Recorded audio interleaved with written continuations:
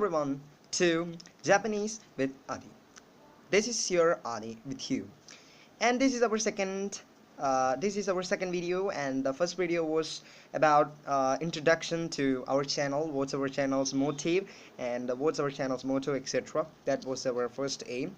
That was our first video's target, and this is our second video. And second video starts with introduction about Japanese mythology. uh, I just took this. You will raise a question in your mind that why do I choose this topic? This is because this topic is very necessary, because after learning Japanese mythology and Japanese culture and Japanese tradition, then only we are just entering to Japanese language. Because knowing information, getting information about Japanese language Japanese culture will lead you to get attracted more to Japanese language. And we all know that Japanese language and Japanese culture are correlated with each other. So this is our second video. So starting with Japanese mythology, and next our video, these videos will be in parts. There will be 3 or 4 parts for these videos, and I will talk about how did Japan created, and about Japanese gods and its definitions and its definitions and etc. descriptions, and Japanese mythological creators, and ancient myths and legends. This will be each these topics will be in different videos. So and so on and go on. This will be our main 1, 2, 3, 4, and these 4 topics will be based on 4 different videos. Today's video is on how did Japan created. That's our today's video's target, and today's video will teach you. And this week we will create 4 videos, and these 4 videos are related to these 4 subjects that I talked and now also viewed. So, and after that, only in the next week itself, next week only, I'll start here to teach you Japanese language, because a thorough knowledge about Japanese culture will lead you to get more attracted more on Japanese language. I'm researching in the field of Japan in about 5-6 years, and I had got a thorough knowledge about Japanese culture, traditions, rituals, religions, language, etc. And also learned 50% of Japanese language too. That was a great credit for my language life, and because I'm very interested to learning languages from different countries, so started trying to learn Russian, Spanish, French, etc. And also Japanese was my first foreign language, and I tried it 5 years back, and within 4 years I got 50% of proficiency in Japanese.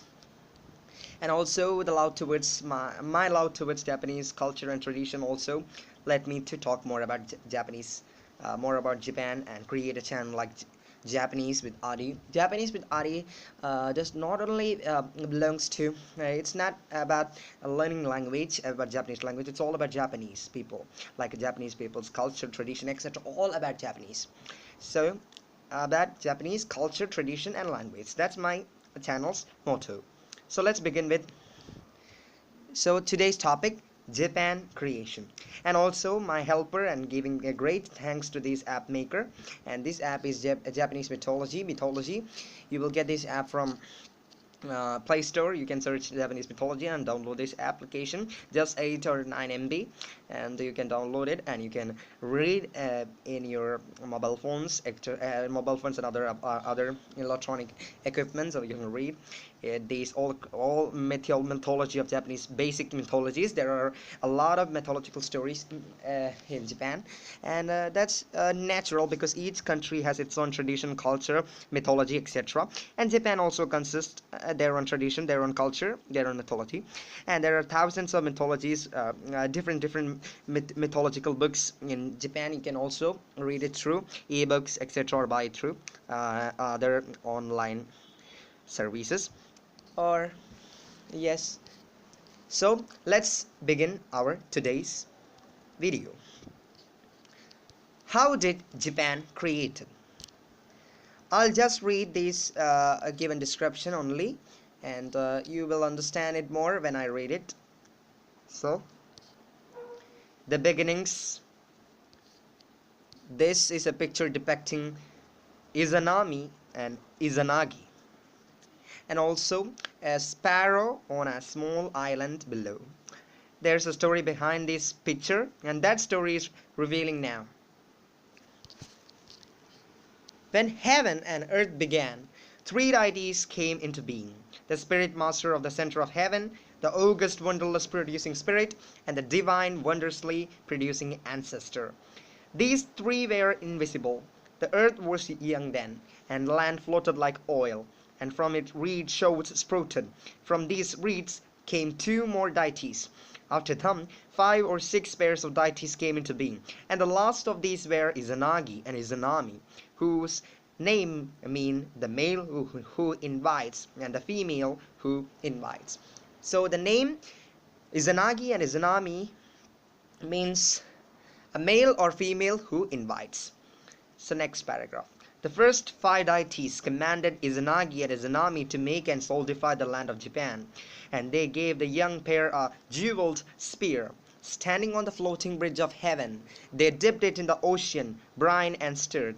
They pulled out the spear, and the brine that dripped it off it formed an island to which they descended.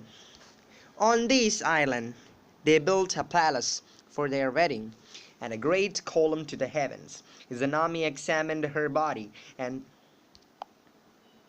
found that one place had not grown. And she told this to Izanagi, who replied that his body was well formed, but that one place had grown to excess. He proposed that he placed his excess in her place that was not complete, and that in doing so they will make new land. They agreed to walk around the pillar and meet behind to do this. When they arrived behind the pillar, she greeted him by saying, "What a fine young man!" And he responded by greeting her with, "What a fine young woman!" They procreated and gave birth to a leech child, which they put in a basket and let float away. Then they gave birth to a floating island, which likewise they did not recognize as one of their children. Disappointed by their failure in procreation, they returned to heaven and consulted the deities there. The deities explained that the cause of their difficulties was that the female had spoken first when they met to procreate. Izanagi and Izanami returned to their island and again met behind the heavenly pillar. When they met, he said, "What a fine young woman!" And she said, "What a young man!" They mated and gave birth to the 8 main islands of Japan and 6 minor islands. They then gave birth to a variety of deities to inhabit those islands, including the sea deity, the deity of the sea straits, and the deities of the river, winds, trees, and mountains. Last, Izanami gave birth to the fire deity, and her genitals were so burned that she died. Izanagi grieved over Izanami, and a deity was born from his tears. Distraught after burying Izanami, he used his long sword to behead his son, the deity of fire, whose birth had killed Izanami. From the blood on the sword came 3 deities of rocks, 2 deities of fire, and 1 of water. All of these are needed to make a sword. 8 more deities arose from the body of Izanagi and Izanami's slain son. Izanagi still longed for Izanami, and he went to the underworld in search of her. Finding her in the darkness, he called to her and asked her to come back to the land of the living with him. She promised him that she will go ask the gods of the underworld, but she begged him to not look at her as she did so. She was gone long, however, and eventually he broke off the end of a comb in his hair and set it afire for a light. He found her body with maggots consuming it, and these maggots were the 8 deities of thunder. Ashamed to be seen in this condition, Izanami chased Izanagi out of the underworld. First she sent the thunder deities after him, and then she herself pursued him. At last he grasped a huge rock and used it to close the passage to the underworld, Enraged, she shouted to him that she will each day strangle 1,000 people of Japan. He responded that if she did so, he will each day cause 1,500 Japanese people to be born. This is why 1,500 children are born each day and 1,000 people die each day. Izanagi returned to his home and bathed to purify himself after this terrible experience. As he disordered, or as he disrobed, new deities arose from his clothing, and more arose from the water as he bathed. Three of these were ancestors of Japanese family. This picture depicts Gate to Underworld. The last of the deity was a son, Susansowo, who became the deity of the sea. He was eventually exiled to earth for his behavior in the heavens, but he and his sister, the goddess of the sun, parented 8 deities. Among these was the ancestor of Yamato family that ruled Japan and 2 other families ancestors of 19 of its highest families. When the deities had pacified the land, the goddesses of sun dispatched Japan's first ruler from the heavens to the earth. Descending from the floating bridge of heaven to the mountain tops, he built his palace. Eventually he met a beautiful young woman, Princess Brilliant Blossoms, and asked her to marry him. She deferred to her father's judgment, and her father gave him both Princess Brilliant Blossoms and her older sister, Princess Long as the rocks. This picture is based on Myoto Iwa. The new emperor refused the older sister, however, because of her ugliness. When the father heard this, he explained that he had offered Princess Long as the rocks because her children would have lived eternally. Blossoms eternally. Instead, the children of Princess Brilliant Blossom were mortal, which is why the emperor have never had long lives. Princess Brilliant Blossoms was soon with child, so soon that the emperor could hardly believe that she bore his children.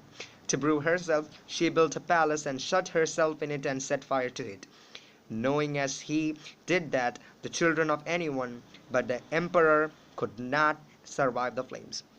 Amidst the flames, she gave birth to 3 deities, and ultimately their descendants were the imperial family of Japan. So this was the creation of Japan and the stories behind that. Different stories including the son of Amaterasu, the sun goddess of Japan. There are different gods. In the next episode or in the next video, we'll talk about Japanese gods. This was about Japanese creation of Japan,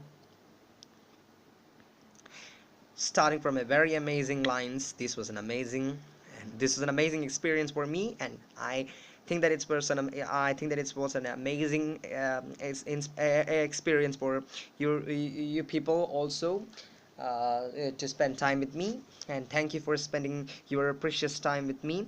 And don't forget to subscribe my channel, because if you like, then please subscribe and like my channel. Please subscribe my channel and like my video, and also don't forget to share. And I just want a satisfaction that you people understood my language, understood my teachings, etc. Understood this. And in the next episode we will talk about Japanese gods, and this is about Japan creation. Thank you and have a nice day. And this is Adi signing off, and thank you and have a nice day.